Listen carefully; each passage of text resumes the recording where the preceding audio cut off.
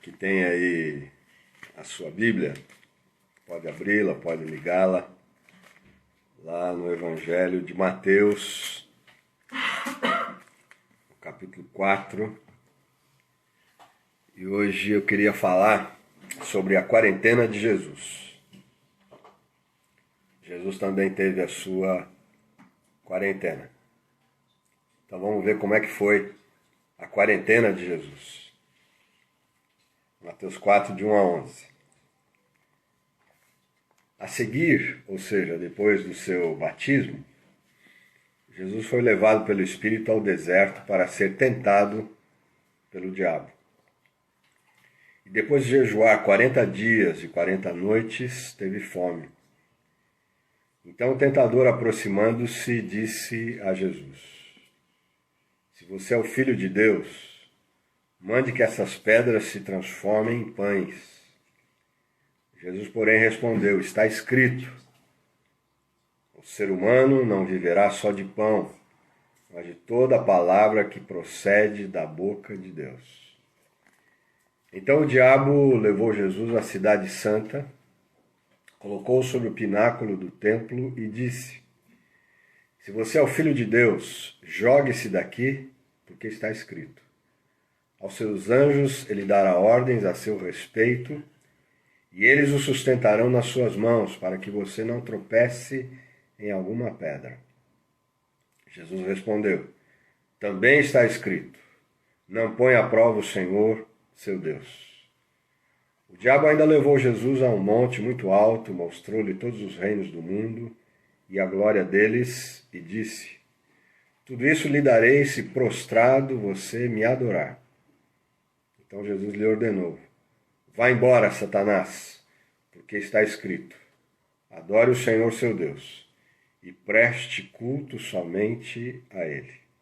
Com isso, o diabo deixou Jesus, e eis que vieram anjos e o serviram. Lucas, quando relata esse mesmo acontecimento, diz que o diabo o deixou até um momento oportuno. Muito bem, essa foi então a quarentena, literalmente a quarentena de Jesus, 40 dias em jejum, sozinho no deserto. Houve dois momentos muito fundamentais, cruciais na trajetória de Jesus. O primeiro foi esse, no deserto. E o segundo foi a cruz. Dois momentos. Dois momentos onde ele estava só. Só no deserto, onde a sua missão ia efetivamente começar. Era um preparo para o começo da sua missão. Essa estada no deserto. E depois, na cruz, era o fechamento. Era o final, era a conclusão. Está consumado.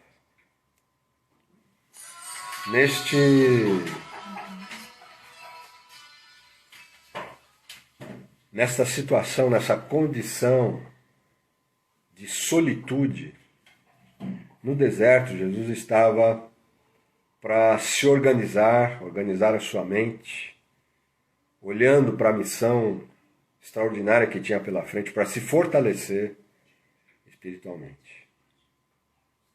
Na cruz, ele estava só porque não cabia mais ninguém ali. Era um lugar exclusivamente seu. E ninguém poderia ocupar aquele lugar. Apenas e tão somente Jesus. Então, o deserto e a cruz. Deserto para começar, a cruz para encerrar, para fechar. Essa solitude do deserto para colocar o seu projeto em ordem na sua mente, para se fortalecer, e a cruz para dizer, mostrar que apenas Ele poderia estar naquele lugar. Antes da gente pensar nas tentações que vieram sobre Jesus, na sua quarentena, nas provas terríveis que vieram sobre Ele na quarentena, é importante que a gente diga que ele foi tentado pelo diabo. Diabo que significa caluniador, acusador. E esta tentação ocorreu na mente de Jesus. O diabo não pode dominar a nossa mente, mas ele pode, de alguma forma, tentar nos confundir a nossa mente, embaçar a nossa mente. Então essas tentações se processaram fundamentalmente na mente de Jesus. Foi uma luta na sua mente. O diabo, quando tenta, ele quer destruir, ele quer desvirtuar, ele quer desviar aquele que é tentado. E evidentemente que ele queria fazer isso com Jesus. Imagina se ele conseguisse, né, desviar Jesus da sua rota. E também, nestes momentos de tentação, Deus não tenta ninguém, como escreve Tiago, mas Deus se faz presente, de alguma forma, nas tentações para socorrer, para fortalecer aquele e aquela que está sendo tentado ou tentada. Então Jesus ficou ali 40 dias. E Jesus estava no limite. Porque 40 dias se diz que é o limite para uma pessoa ficar sem se alimentar. Mais do que isso, ela pode sofrer sequelas irreparáveis no seu organismo. Então Jesus estava assim no limite extremo das suas forças. E é ali então, naquele momento, que o diabo se apresenta para tentar desviar Jesus da sua rota, para tentar confundir Jesus na realização da sua missão. Então, quais foram as tentações que Jesus sofreu na sua quarentena ali no deserto? A primeira delas foi a de transformar pedras em pães.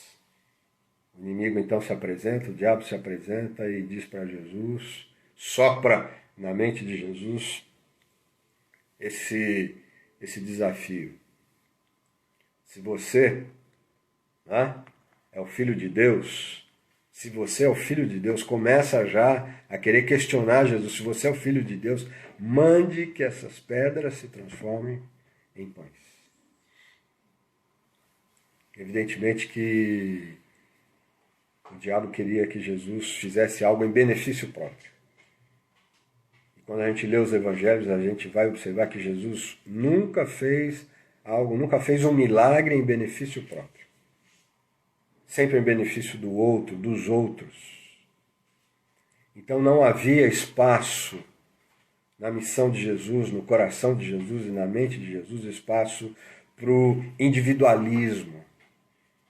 E se há algo hoje, gente, nesse mundo, que é uma das maiores antíteses ao cristianismo, é o individualismo. Individualismo que hoje está sendo batido de frente. Mas o individualismo tem causado um prejuízo muito grande para a fé cristã. Então faça isso em benefício próprio. Se você é o Filho de Deus, faça isso em benefício próprio. Mas Jesus não atende ao desafio, não atende à voz, à tentação, à prova que o diabo quer lhe impor. E Jesus então responde a ele dizendo, olha, nem só de pão viverá o ser humano, mas de toda a palavra que procede da boca de Deus. Não há lugar para o individualismo na fé cristã, porque a fé cristã é uma fé de relacionamento com o outro. Começa no nosso relacionamento com Deus e que nos leva a nos relacionar com as outras pessoas. Na nossa quarentena, eu acho que a gente está aprendendo isso. Que a gente não pode ser individualista. Que a gente jamais pode ser egoísta. Que a gente precisa ser solidário. Então Jesus foi tentado, em primeiro lugar, com respeito a agir em benefício próprio.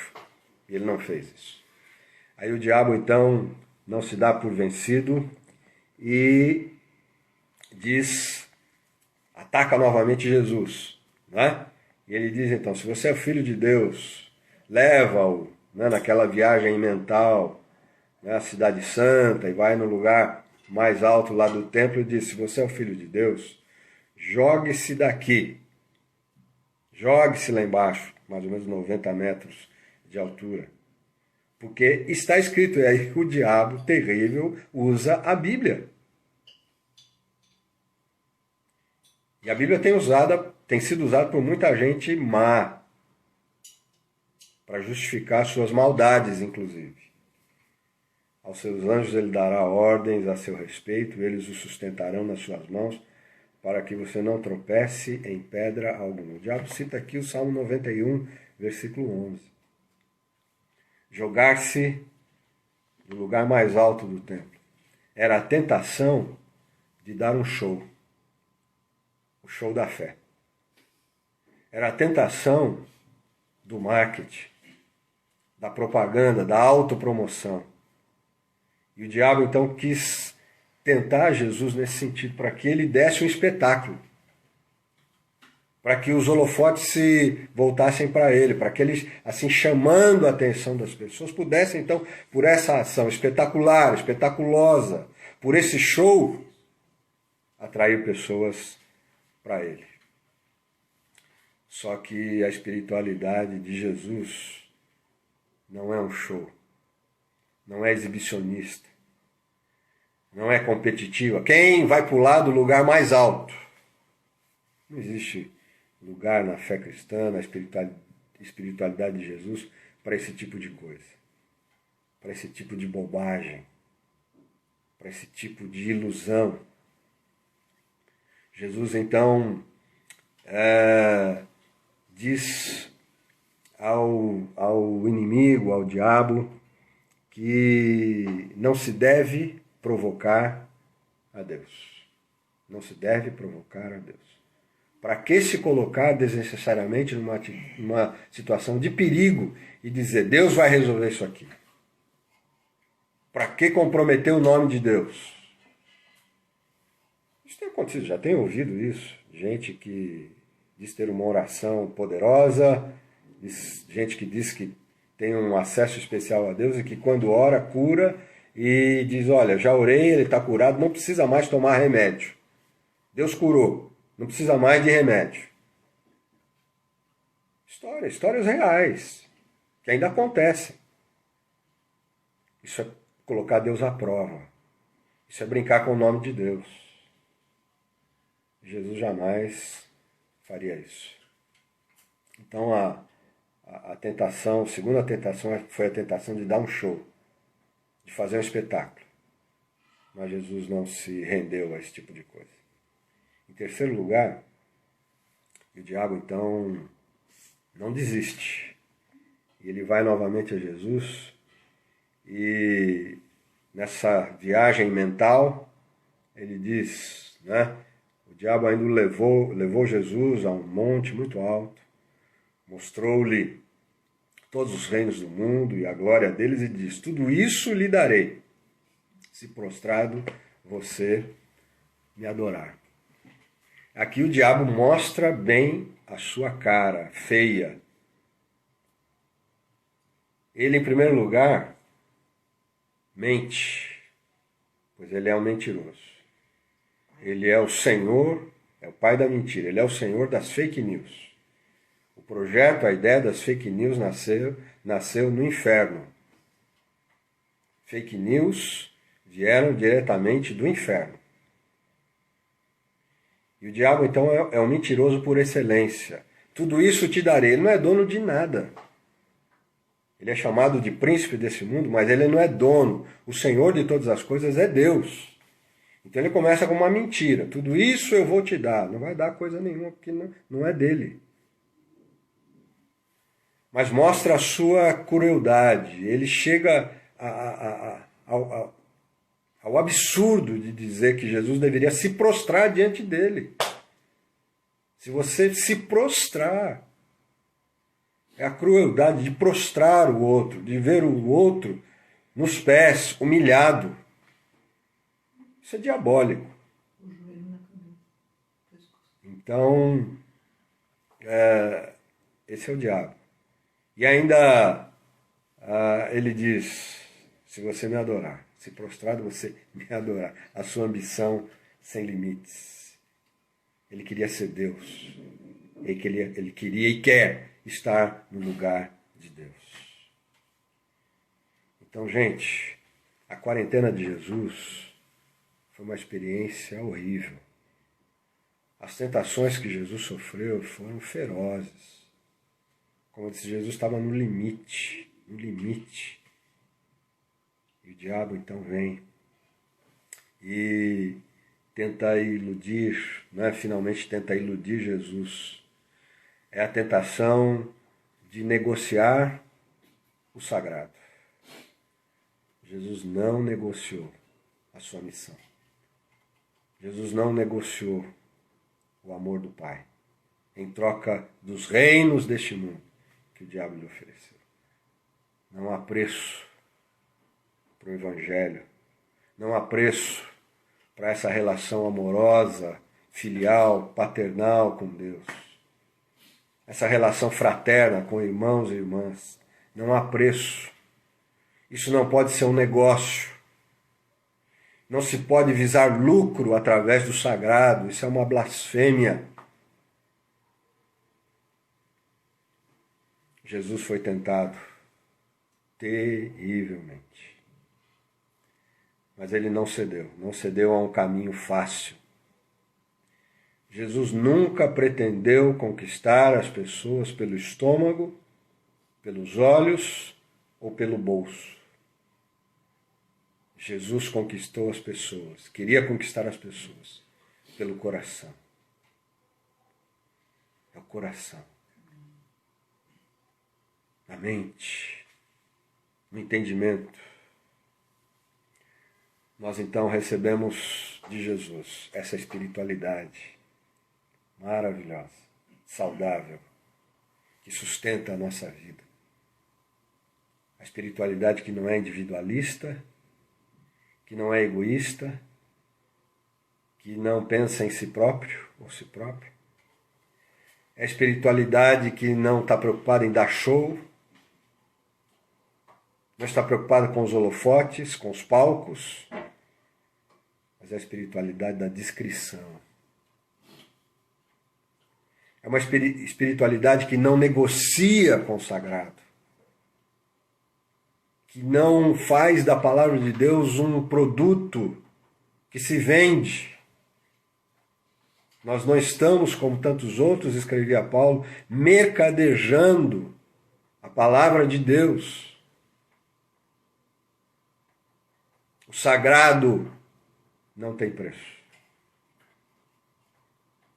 Então que a gente possa, na nossa quarentena, que nem se compara com a quarentena de Jesus, nem de longe, nós sofremos a pressão, o ataque espiritual e mental que Jesus sofreu do inimigo, do diabo, ali no deserto. Mas que na nossa quarentena a gente possa então preservar essa herança maravilhosa que recebemos de Jesus. A herança de uma espiritualidade que não é egoísta, que não está preocupada em show, e que não a transforma num negócio. Mas é a espiritualidade do amor a Deus, acima de todas as coisas. Só Ele você adorará, acima de todas as coisas, e ao nosso próximo, como a nós mesmos. Que a gente possa então aprofundar essa espiritualidade de Jesus, vivida na sua quarentena lá no deserto. Que a gente possa viver assim, cultivar essa fé. E essa fé então depende fundamentalmente de uma comunhão preciosa que a gente pode ter, que a gente precisa cultivar com esse Jesus, o nosso Senhor, o nosso Salvador.